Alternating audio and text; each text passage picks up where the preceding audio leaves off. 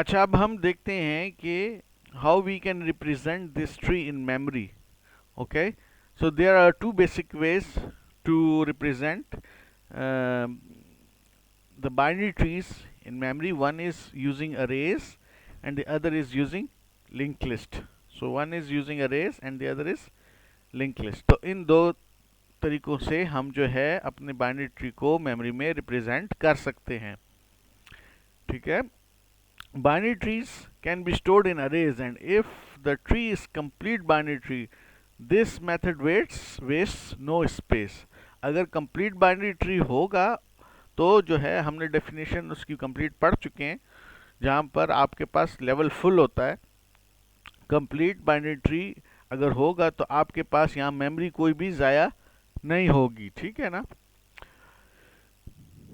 If a node has an index आई, अब इसको ढूंढते कैसे हैं. ठीक है, ये तो हमने बनाया हुआ है ना, अरे बनाई है और उसके अंदर जो है 0 है और ये 1 और 2 है और फिर 1 के 3 और 4 हैं. तो अब इसको फिल करना कैसे है, या अगर फिल हो चुका है उसको सर्च कैसे करते हैं उसको देखते हैं. इस चिल्ड्रन, अगर कोई भी नोड आई है, इस children are found at indices 2i+1 and 2i+2.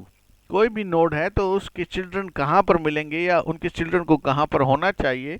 ठीक है, देखें अब इसको. ठीक है, 0 है ना, तो 2 इंटू 0 प्लस 1 क्या होगा, ये 0 प्लस 1 इज 1. तो इसका एक चाइल्ड जो है 1 पे होना चाहिए, 1 इंडेक्स पे, और दूसरा कहाँ होना चाहिए, 0 प्लस 2, 2 पर होना चाहिए. ठीक.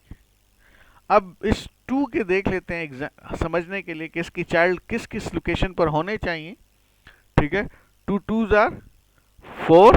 ठीक है, आई है ना, आई इस वक्त इंडेक्स हमारे पास, आई इस वक्त क्या है, हम कहाँ पर मौजूद है, फॉर एग्जांपल इधर मौजूद है. ठीक है ना, तो आई की वैल्यू 2 है, तो 2 2s आर 4, 4 प्लस 1 इज 5. तो एक चाइल्ड होगा 5 पे होगा, 2 2s are 4 plus 2 which is 6. तो दूसरा जो चाइल्ड होगा 6 पे होगा. इसी तरीके से एक्सक्यूज मी, इसी तरीके से आप जो है पेरेंट को भी फाइंड कर सकते हैं. It's parent if any is found at index floor i-1 by 2 assuming the root has index 0. यानी ये फार्मूला उस वक्त काम करता है अगर हमारा जो रूट था वो क्या है, 0 है, वरना ये फार्मूला फिर काम नहीं करेगा, आप पेरेंट आपको नहीं मिलेगा. ठीक है, i-1 फॉर एग्जाम्पल मैं 6 का जो है पेरेंट ढूंढता हूँ, तो 6-1 अगर मैं इस जगह पर मौजूद हूँ तो 6-1 डिवाइड बाय 2 जो होगा तो इसका पेरेंट मुझे मिल जाएगा. तो 6-1 इज 5, 5 डिवाइड बाय 2 इज 2.5. 2.5 का फ्लोर लें तो क्या होता है, 2 होता है. ठीक है, 2.5 का फ्लोर लें तो 2 होता है. तो 6 का पेरेंट क्या आ गया, 2. और आप देख भी सकते हैं कि वो ही है उसका पेरेंट. यहाँ पर मैं बताता चलूँ कि फ्लोर और सीलिंग्स जो हैं दो फंक्शंस हैं, और फ्लोर क्या करता है, आपको नियरेस्ट इंटीजर के पास ले जाता है लेकिन नीचे की तरफ, और इसी तरह सीलिंग जो है वो भी आपको नियरेस्ट इंटीजर के पास ले जाता है लेकिन ऊपर की तरफ. मतलब ये कि अगर आपके पास 2.7 है और आप फ्लोर करेंगे तो 2 आ जाएगा और सीलिंग करेंगे तो 3 आ जाएगा. तो ये एक्सक्यूज मी, तो ये आपके पास जो हैं फंक्शंस हैं फ्लोर और सीलिंग, ये आगे आपको बहुत जगहों पे काम आएंगे, कंप्यूटर साइंस में हर जगह ये यूज़ होते हैं. ठीक है ना, तो फ्लोर आपका नीचे वाला इंटीजर निकालने के लिए होता है, राउंड करने के लिए, और सीलिंग जो होता है ऊपर वाला इंटीजर निकालने के लिए होता है. ठीक है, तो ये बात हो गई कि चाइल्ड और पेरेंट आप कैसे कैलकुलेट कर सकते हैं. तो ये आपके पास पेरेंट निकालने का फार्मूला है और ये चाइल्ड निकालने का फार्मूला है. और ये जो है ये देखें अरे में कैसे रिप्रेजेंट हो रही है. देखें 0 पे जो है आपके पास 50 पड़ा हुआ है, 1 पे आपके पास 25, 2 पे 75, 3 पे नल. हाँ जी, ये मैं अब वो एग्जांपल आपको यहाँ समझा रहा हूँ. मैंने बात की थी कि कंप्लीट बाइनरी ट्री हो तो आपके पास लोकेशन ज़ाया नहीं होंगी. तो ये तो फुल हैं, लेकिन अब ये हमने एग्जांपल लिया, इसमें जो है ये कंप्लीट बाइनरी ट्री नहीं है, एक लेवल के ऊपर तमाम फुल नहीं है, बल्कि यहाँ भी एक मिसिंग है। तो मिसिंग होने की वजह से है आपकी अरे में भी जगह जो है ये देखें फिल नहीं है, हमें नल फिल करना पड़ रहा है। Excuse me. तो 50 जो है 0 पे है, 1 पे आपके पास 25 है, 2 पे 75 है, और 2 का चाइल्ड जो है कौन है, 5 है। ठीक है, तो 5 पे जो है देखिए 62 पड़ा हुआ है, और 6 पे जो है 84। तो इसी तरीके से जो है आपकी जो आपका ट्री होता है वो हम अरे के थ्रू इस तरीके से रिप्रेजेंट कर सकते हैं। इसका आसान तरीका ये है कि आप इसकी जब इंडेक्सिंग करें तो लेवल बाय लेवल इंडेक्सिंग करें। देखिए इसको 0 दे दें, 1 2 3 4 5 6 7 8 9 10 11 12 13 14। तो लेवल बाय लेवल इसकी इंडेक्सिंग करें तो आपको एड्रेसेस आप समझ पड़ जाएगी कि किस एड्रेस पे कौन सी वैल्यू होगी। तो ये सिंपल सा तरीका है। फर्स्ट लेवल पे जो है रूट है उसको आप 0 दें इंडेक्स, सेकंड को 1 दें, इसको 2 दें, फिर अगले लेवल पे जाएं 3 4 5 6, फिर अगले लेवल पे जाएं 7 8 9 10, इस तरीके से। ठीक है। अच्छा, लिंक लिस्ट के थ्रू भी आप जो है you can also represent binary tree using linked list. Okay, so for that we will need 4 arrays, one to keep the actual data, right, one to keep the left child, one to keep the right child, and we will need 3 arrays and a variable root which will keep the address of the root node. Okay. तो आपने जो actual data store करना है उसके लिए आप एक अरे बनाएंगे इन्फो के नाम से, और लेफ्ट चाइल्ड के लिए लेफ्ट, राइट के लिए राइट, और एक जो वेरिएबल बनाएंगे रूट, जो कि आपके पास रूट वेरिएबल को स्टोर करेगा। ठीक है। If the left subtree is empty then the left pointer will contain the null value, if the it will be similar to the, हाँ, अगर आपको याद हो कि लिंक लिस्ट में आपके पास जो थे जो डबल लिंक लिस्ट है, जो क्या जिसमें आप आगे और पीछे दोनों तरफ मूव कर सकते हैं, ठीक है ना, तो उसमें 3 हिस्से होते थे।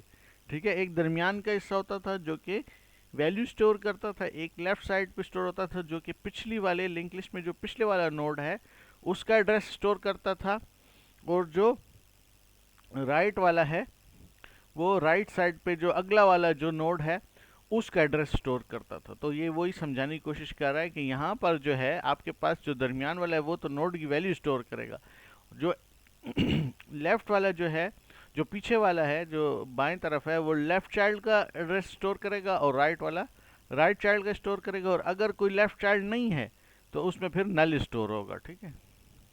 If the tree itself is empty then root will contain the null value. अगर सिर्फ एक ही नोड है जो कि रूट है और उसके बाद जो है ट्री बाकी का बाकी एम्प्टी है तो वो नल वैल्यू स्टोर करेगा। ठीक है।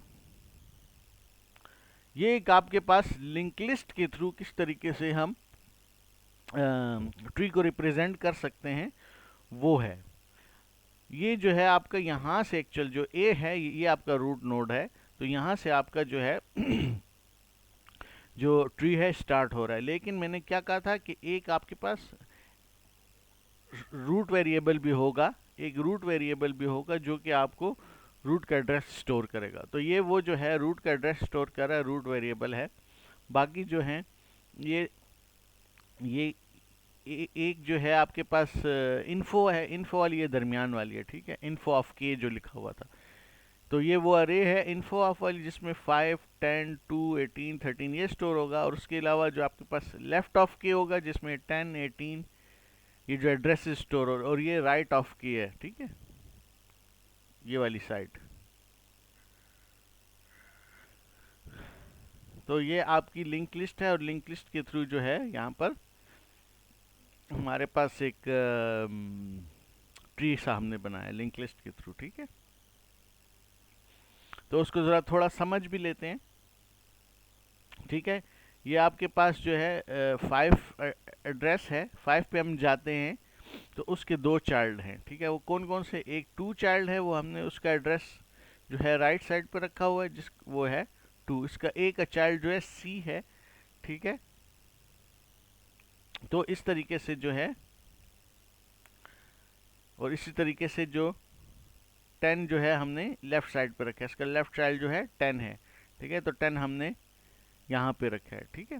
तो एक्चुअल मेमोरी में ये तो हमने डायग्रामेटिकली दिखा है ना, डायग्रामेटिकली तो हमने समझने के लिए इसको ऐसा बनाया ताकि हमें समझ आए, लेकिन मेमोरी में ऐसे नहीं होता। मेमोरी में इस तरह का ट्री नहीं बना होता, ठीक है ना, या इस तरह की लिंक लिस्ट नहीं बनी होती। मेमोरी में कुछ इस तरीके से होगा, आपके पास इंडेक्स होंगे या मेमोरी एड्रेसेस होंगे और फिर वैल्यूज़ होंगी आपके पास। तो सबसे पहले का एड्रेस क्या है रूट का, वो क्या है 5 है, ठीक है, ये वाला सही है।